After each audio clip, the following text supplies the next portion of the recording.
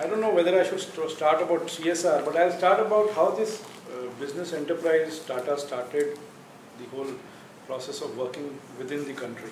And then how Tata, because Tata Steel is about 100, 200, 3 years old now. And the Tata Group as such is about 140 odd years old, within India that is. And I think if I have to start, I'll start with a quote of our founder, Jamshedji Tata. He said that the basic purpose of a business enterprise in a free economy, you have another stakeholder by the name community.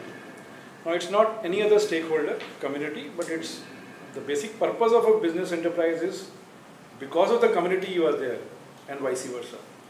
So if you dwell a little deeper into this statement, it primarily says that whatever your actions are, whether it's a product which comes out of your operations or it's the operation itself, it has an impact on the community. Now what is a community? Community is people, land, anything around your operations or your production facility or service facility. How that impacts has to be the first concern of any corporate. And I think that's the basic founding value of the Tata Group, and that's how the whole companies whichever have been founded in the last 100 years have started with. And if I come back to Tata Steel, I would say that it's a kind of a long journey, but how Jamshedpur was decided as a steel plant location, primarily any business house would look at the economics, the business economics of how a corporation would look at the logistics, the raw materials for a steel company and things like that. And I think we were no different. That's how it was decided and it will come in there. But what I want to bring forth is that Jamshedpur was a forest. It was known as the Sapchi forest. And they were tribals who were the inhabitants of that area.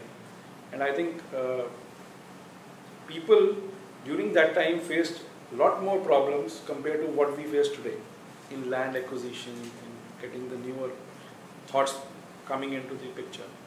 And the first thought with the founder, but by the way, the founder never lived to see the steel plant.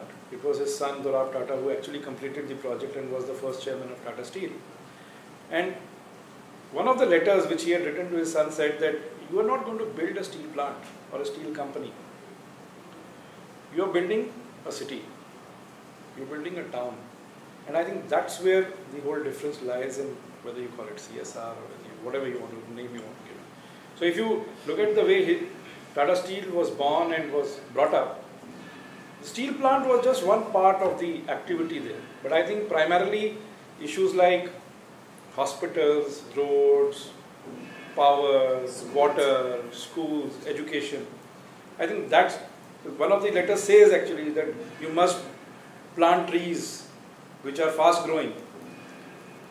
You must have temples for the Hindus, mosques for the Mohammedans, churches for the Christians, and so on and so forth.